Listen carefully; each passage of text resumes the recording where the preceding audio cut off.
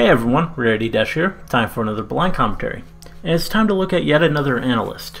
Since there are a lot of analysts, and they all have a fair amount of content to get through, analysis videos are probably going to become a weekly thing for me. Probably every Tuesday you can expect me to look at one, just like I tend to watch YTP every Wednesday or Thursday. And if you're wondering when I'm going to go back and look at more stuff from the analysts I've already watched, don't worry, I think I'm going to take a look at one more really highly requested one next week, and then I'm going to start cycling through the ones I've already started and get to more other stuff. But anyway, today we are looking at two reviews by Drowning in Horseshoes.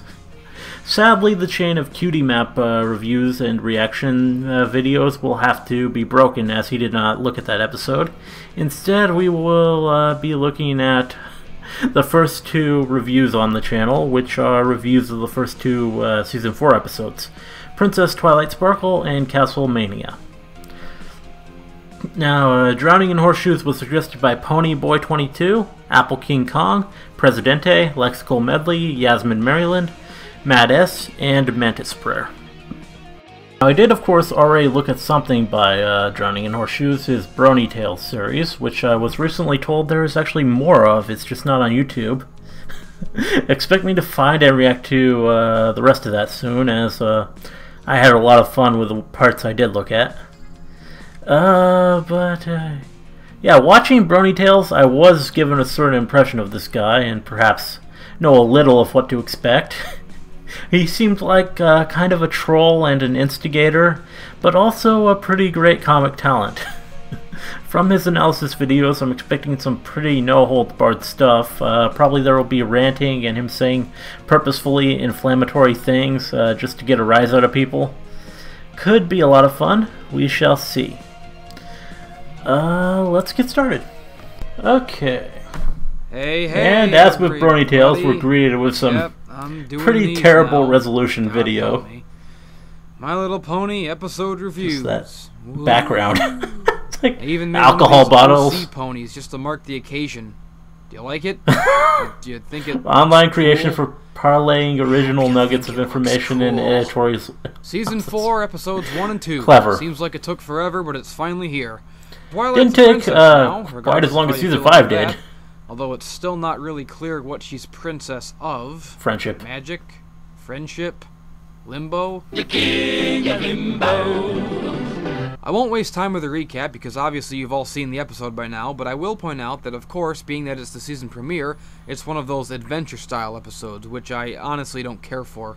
I've always felt like the show is at its best in the more contained slice-of-life episodes. I mean, come on, it's My Little Pony. I watch it because it's lighthearted and fun, not dark and serious. I almost feel bad for saying that because I know Lauren Faust always said she wanted the series to be more adventure-heavy, but I think that's one of those things where input from other writers actually improved the creator's original vision. Whenever someone is curious about watching the show, I usually suggest anything but the pilot, since, like most pilots, it's more like a prototype of what the series became, and just coming into it, it really gives off the wrong impression of what the show is. I'm sure I'm not alone in saying that the series didn't really hook me until around episode 3 and 4. Before then, I was just kind of like, okay, yeah, I get it, Sailor Moon, whatever.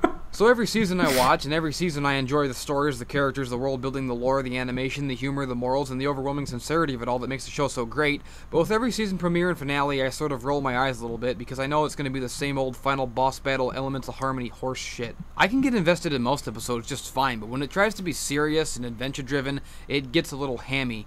And when that happens, it's the only time when the show makes me feel conscious of the fact that it's for little girls, and I tend to lose interest. But enough jibber-jabber, on to the episode in question. Right off the bat, it's apparent that they're going with the whole Twilight's not used to flying thing, which would be totally fine, except that she was using them just fine before.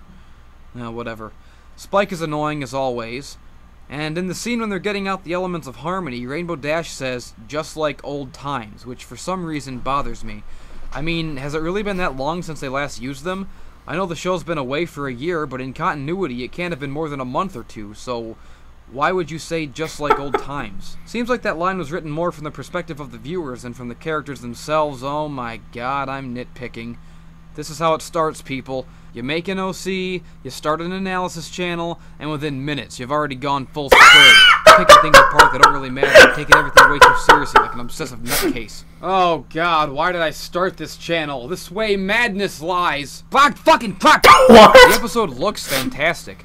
These action scenes are like wowie zowie, zazz blammy mataz, and there's a really great use of lighting. You get the sense that the animators were like, okay, this show's been around for a few years now. Everyone knows we're the best looking cartoon around. Fuck it, let's turn it up a notch. It's really almost movie quality. It reminds me of the kind of technical leap that you usually see anytime a popular cartoon gets a movie made for it, and all of a sudden everything looks a little bit more detailed and shaded, which is ironic because My Little Pony did have a movie and it looked like shit. But I suppose when you have the first one of those. like this, there's only so much you can polish a turd.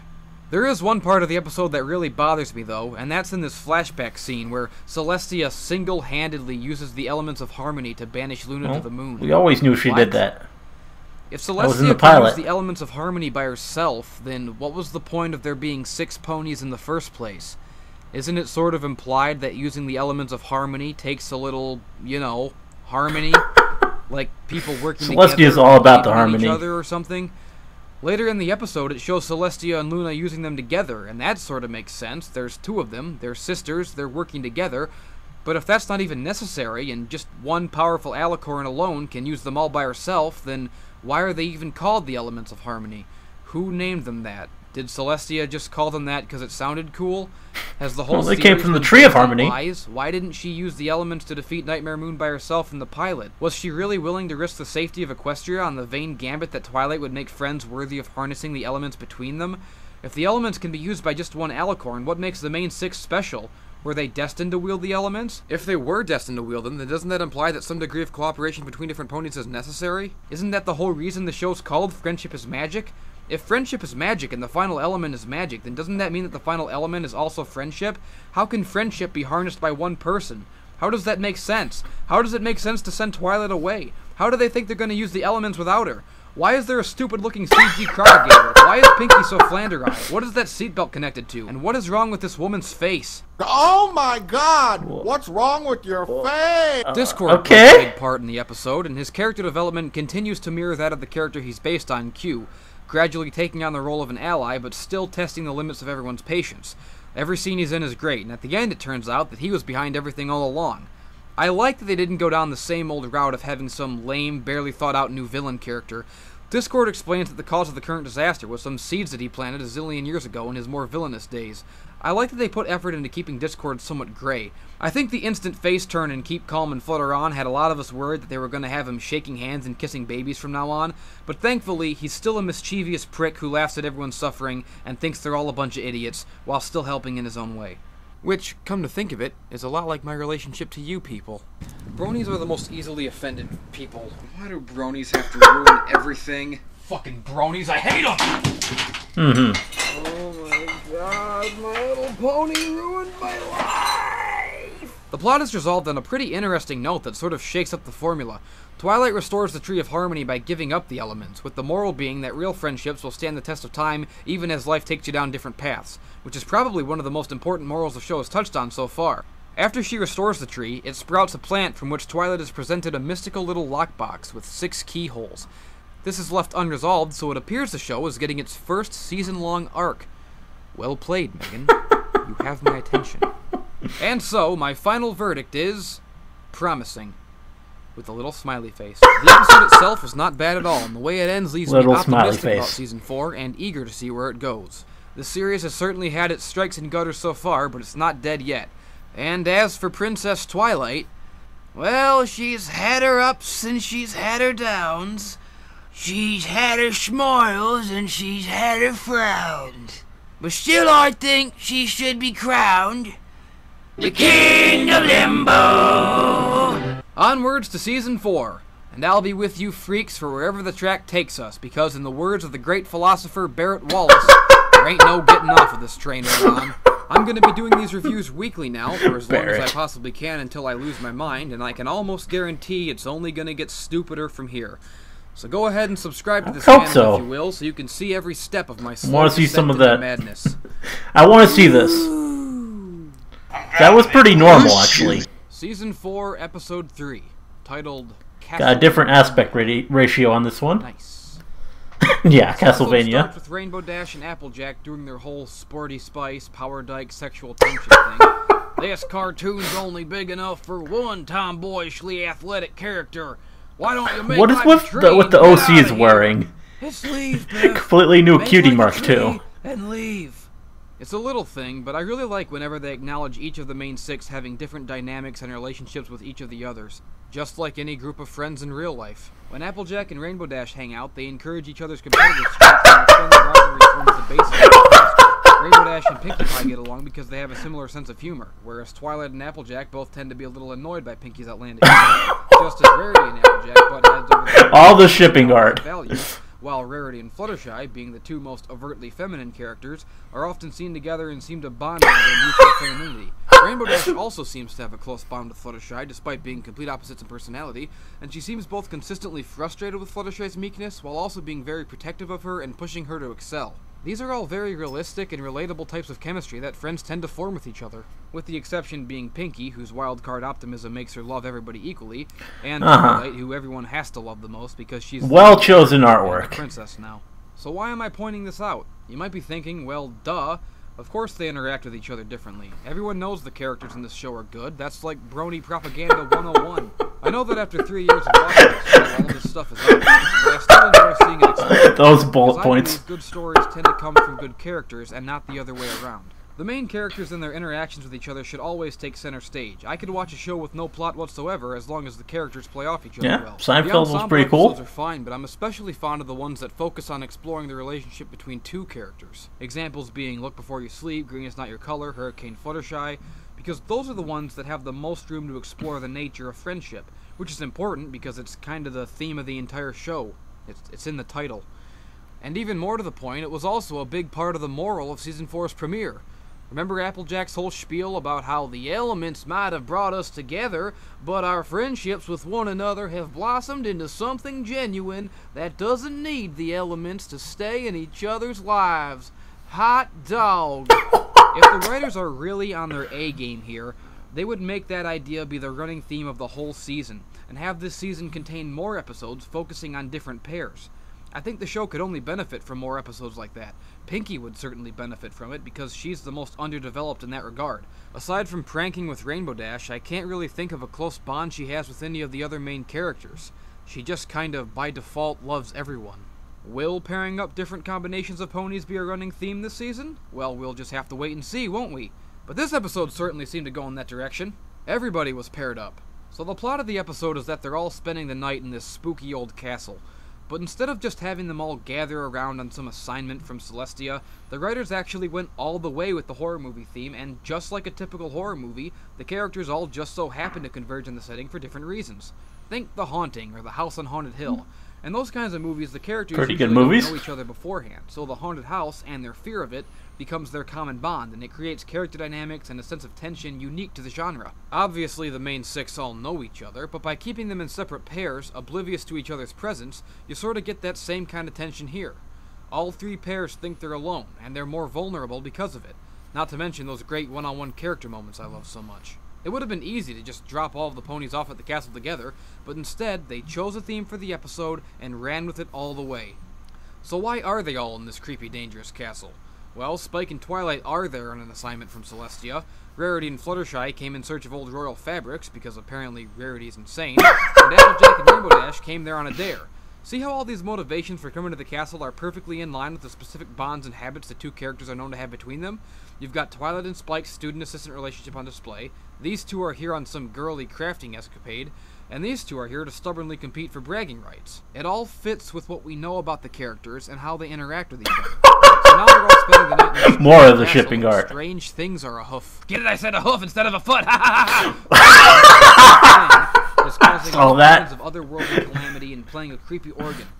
I'm sure anyone out there with a functioning brain had the same reaction I did. The Pony of Shadows! It's Pinkie Pie. Yep, that was pretty obvious. It's Pinkie Pie. Have you all spent the whole night running around scaring each other? Well, that depends. On what? On whether or not you're the Pony of Shadows.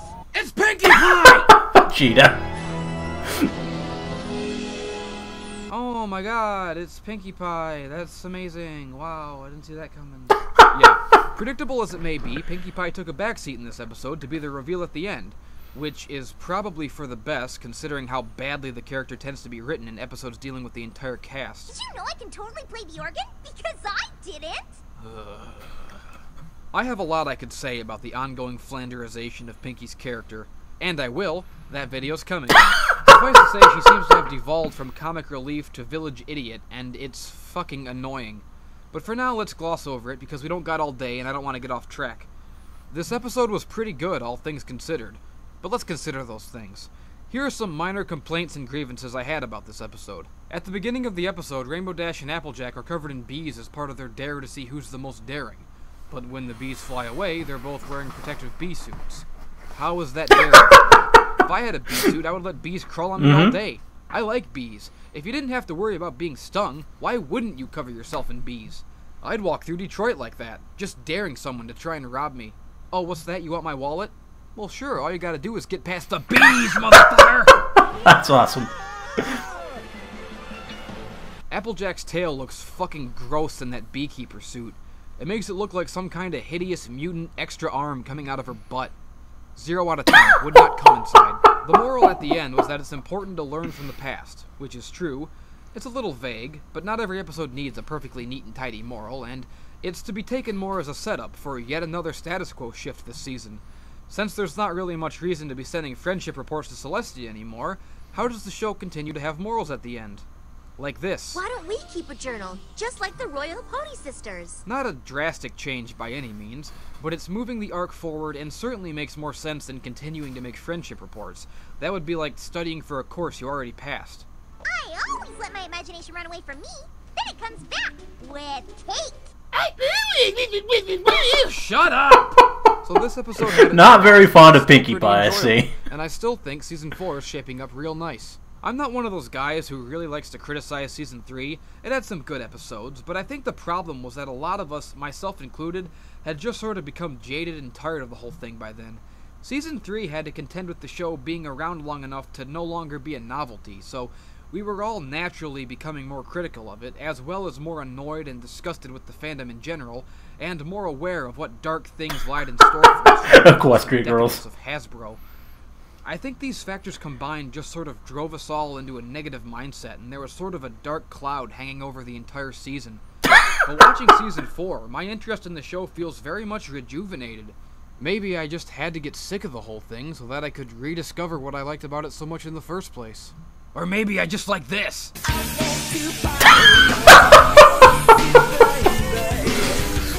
Uh-huh.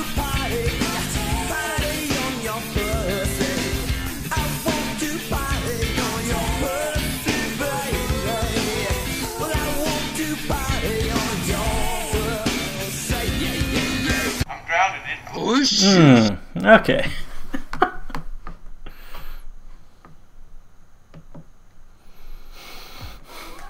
Well, it was actually a lot more contained and a lot more earnest seeming than I had expected.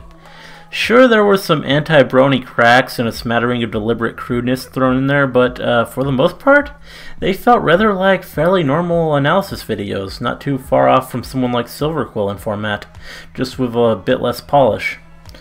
Perhaps it's starting at a more slow burn and it'll end up doing and saying more alarming things as it goes along, but just seeing these two, I'd almost say I'm a little disappointed. There was such a great, weird, caustic energy running through all those Brony Tales videos I watched, and it wasn't really on full display here. Instead it was more or less just well-reasoned critiques of the episode, which, yeah, I guess that's what you typically want from a review, but I don't know, I think I was just expecting more personality after that stuff I saw before. Still, it was pretty good, and I am interested to see what direction these reviews take as they continue. Hope you liked the commentary, let me know if you did, and see you in the next one.